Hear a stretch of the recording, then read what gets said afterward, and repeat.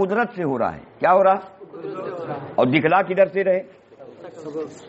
دکھا کدھر سے رہے بھیا؟ امتحان کس کو دکھلا رہے ہیں؟ جنات کو اور انسان کو. اور اس کے علاوہ سب کو معلوم ہے کہ قدرت سے ہو رہا ہے. اس کے علاوہ سب کو معلوم ہے قدرت سے ہو رہا ہے. کوئی ٹینشن نہیں ہے کسی مخلوق کو، انسان و جنات کے سوا کسی کو. تو اللہ جل جلالہ من والہ نے انسانوں کو بنایا ہمیشہ کی کامیابی کے لیے بنایا ہے. ہمیشہ اپنے بندوں کو کامیاب کرنے کے لیے بنایا ہے. کامیابی کا جو دار و مدار رکھا ہے میرے دوستوں و بزرگوں، اس کامیابی کے دار و مدار میں جو اصل چیز ہے وہ ایمان ہے. وہ کیا ہے؟ کلمہ لا الہ الا اللہ اور محمد رسول اللہ کا یقین. کیا ہے؟ یہ یقین حاصل ہوگا نماز سے. یہ یقین حاصل ہوگا کس نماز سے؟ ہماری تمہاری نماز سے نہیں.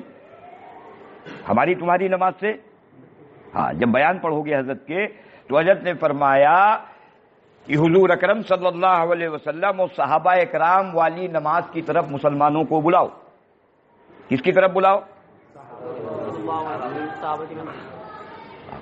امام یوسف صاحب رحمۃ اللہ علیہ کا جو 6 نمبر ہے، جس 6 نمبر کے بارے میں آج ہمیں تمہیں اشکال ہو گیا ہے. آج ساتھی کہتا ہے کہ صاحب 6 نمبر کی بات کرو اور 6 نمبر پہ بات کرو.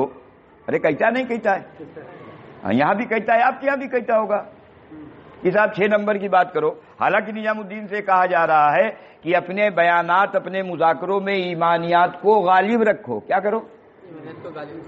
ہاں. اور یہ کیا کہہ رہا؟ 6 نمبر کی بات کرو. کہ کیا 6 نمبر کی بات کرو؟ اس کو بھی حضرت نے فرمایا، یہ تذکرہ نام کی جو کتاب ہے اس میں حضرت نے فرمایا مولانا یوسف صاحب رحمۃ اللہ علیہ نے کہ یہ 6 نمبر وہ نہیں ہیں جن کو تم سمجھ رہے ہو. یہ 6 نمبر کسے کہہ رہے ہیں؟ اپنے زمانے کے ساتھیوں سے کہہ رہے ہیں. یہ 6 نمبر وہ نہیں جو تم سمجھ رہے ہو، یہ 6 نمبر وہ ہیں جو میں نے سمجھا ہے. 6 نمبر کیا ہے؟ جو میں نے سمجھا ہے. اور ان نمبروں پر جو میں محنت بتلا رہا ہوں، جب تم اس محنت کو کرو گے تو یہ 6 نمبروں کے ذریعے سے جو چیز اللہ تمہیں دینے والے ہیں تب وہ چیز مل پاوے گی. تو ان 6 نمبروں میں سب سے پہلا نمبر ایمان کا ہے. ایمان آوے گا نماز کے راستے سے. ایمان کہاں سے آوے گا؟ ہاں، یہ حضرت کے بیان سے پتا چلے گا. آپ کو کوئی بیان کر کے اس کو نہیں بتاوے گا. بار بار نظام الدین سے بات کہی جا رہی، لیکن بیان کو پڑھ کے نہیں بتاوے گا. وہ کیوں نہیں بتاوے گا؟ اس کا بھی وجہ جان لو. ہم سب کے اندر چور ہے. ہم سب کے اندر کیونکہ وہاں یہ بتلایا جا رہا اپنا روٹی کا، اپنا خرچہ کا، اپنا کپڑا کا، اپنا بیماری کا، اپنا امن کا، اپنا حفاظت کا، یہ سارا مسئلہ نماز سے حل کرو. کیسے حل کرو؟ اور ہم اس پہ ہے نہیں، اور اس پہ آنے کی نیت بھی نہیں، اور اس پہ آنے کی محنت بھی نہیں، تو ہم کیوں بولے گا؟ ہم پھر کیوں بول دے گا اس کو؟ ہم تو نماز پڑھنے کے لیے بتلاوے گا. کیا بتلاوے گا؟ حالانکہ قرآن و حدیث میں کہیں پر بھی نماز کے پڑھنے کا حکم ہی نہیں ہے. قرآن و حدیث میں نہ،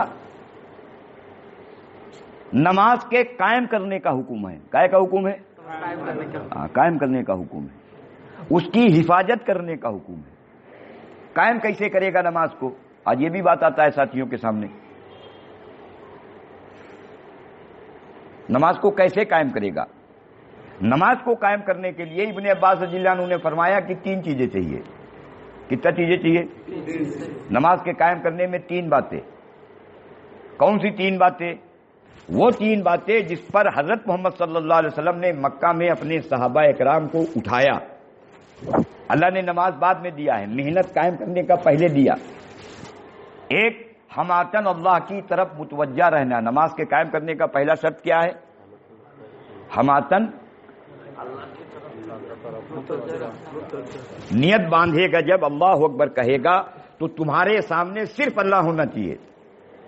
اللہ سے تمہارا بات ہو رہا. اللہ کا نبی نے فرمایا جب نماز کا عمل ہوتا ہے نا تو آسمانوں کے دروازے کھول دیے جاتے ہیں. کیا کر دیے جاتے ہیں؟ آسمانوں کے دروازے کھول دیے جاتے ہیں، جنت کے دروازے کھول دیے جاتے ہیں، اور جہنم کے دروازے کھول دیے جاتے ہیں. کائے کے دروازے کھول دیے جاتے ہیں؟ کیوں؟ جنت کا کھل جاوے یہ تو بات سمجھ میں آتا ہے کہ آسمانوں کے دروازے کھول دیے جاتے ہیں، جنت کے دروازے کھول دیے جاتے ہیں، نماز میں آیا ہے نا، تو جہنم کے کیوں کھولے جاتے ہیں؟ یہ اس کے لیے تو ہے نہیں جو نماز میں نہیں آیا، یہ کس کے لیے؟ نماز یا تو اللہ کے قریب کرتی ہے یا اللہ کے دور کرتی ہے، کس کو؟ نمازی کو، یا ارے بولو تو، بے نمازی کو اللہ سے دور کرے گی یا نمازی سے؟ یہ اس روایت کیا بتا رہی ہے؟ نماز یا تو روشن و چمکدار ہو کر اللہ کی بارگاہ میں سفارش کرے گی، اللہ کے نبی فرما رہے ہیں، اور یا تو نماز بددعا دے گی، کس کو؟ یہاں سے اس بات کو سمجھو کہ جنت کے اور جہنم کے دروازے کھول دیے جاتے ہیں، آسمانوں کے دروازے کھلے، جنت کے دروازے کھلے، جہنم کے دروازے کھلے۔ یہ اللہ کا بندہ یہ زمین پر ہے اور ادھر سیدھے اس سے اللہ کی بات ہو رہی، کیا ہو رہی؟ نیت باندھنے کے بعد اس کا دماغ، اس کا ذہن کہیں نہ جانے پائے، اس لیے اللہ کے نبی علیہ الصلوۃ والسلام نے فرمایا جس کا مفہوم اور خلاصہ کہ شیطان نمازی کو نماز میں اچک لے جاتا ہے، کیا کرتا ہے؟ نمازی کو، ہم کو مطمئن کرتا ہے کہ الحمدللہ ہمارا 20 سال سے تکبیر اولیٰ فوت نہیں ہوا، 20 سال سے، ہاں اس نے سمجھایا نا، 20 سال سے تکبیر اولیٰ فوت نہیں ہوا۔ اللہ کے بندے اگر محاسبہ کر رہے ہوتے تو پتا چلتا کہ اس 20 سال میں ایک بھی نماز ایسی اپنی ڈھونڈ کے اندر سے نکال جو اللہ کو دیکھتے ہوئے تو نے نماز کا عمل کیا ہے، کو نماز ادھر نیت باندھا، ادھر دماغ، ارے کہاں ہے؟ اچک لے گیا شیطان، تو ہم تو شیطان کا ہاتھ کا کھلونا بنا ہے، اور ہم کو سمجھا کیا رہا؟ ایسی نماز کے لیے اللہ کے نبی نے فرمایا کہ یہ نماز، ہاں یہ نمازی کو اللہ سے کیا کر دے گی؟ قریب والے کی بات مانی جاتی ہے یا دور والے کی؟ نماز کیوں دیا تھا؟ اللہ نے اپنے قرب کے لیے دیتا، اپنا قریب ہونے کے لیے دیا تھا۔ کائے کے لیے دیا تھا؟ قریب ہونے کے لیے۔ کس لیے؟ کیونکہ تم یہاں ہے اور اس کا نظام، اور نظام کے بعد نظام کا چلانے والا تو قریب ہو کے نماز کا عمل ایک ایسا ہے اللہ سے قریب کر دے گا، پھر اللہ سے نماز کے عمل کے بعد جو کہہ دے گا اللہ وہ کر دے گا۔ یہ بات صحابہ نے سمجھا تھا، یہ بات اولیاء نے سمجھا تھا۔ کیوں سمجھا تھا؟ کیونکہ انہوں نے ایمان کو سیکھا تھا۔ ہمارا تمہارا رونا یہ ہے کہ ایمان کو پڑھا ہے اور ایمان کو سنا ہے۔ کیا کیا ہے نا؟ ایمان سیکھا کیسے جاوے گا؟ ایمان کے سیکھنے کا کیا ترتیب ہے؟ ایمان کیا ہے؟ تو ایمان کا بول تو ہے لا الہ الا اللہ محمد رسول اللہ، یہ تو بول ہو گیا۔ کیا سیکھنا ہے اس میں؟ کیا سیکھنا؟ تو سب سے پہلی بات اپنے آپ کو یہ سمجھانا کہ اس کائنات سے جہاں جہاں سے ہمارا جو بھی ضرورت پورا ہو رہا، ہمارا کس کا؟ اس لیے یہ کام اپنی اصلاح و اپنی تربیت و اللہ کے قرب کے لیے، اللہ کے راستے میں نکلا ہے، کس کے لیے؟ اپنے لیے۔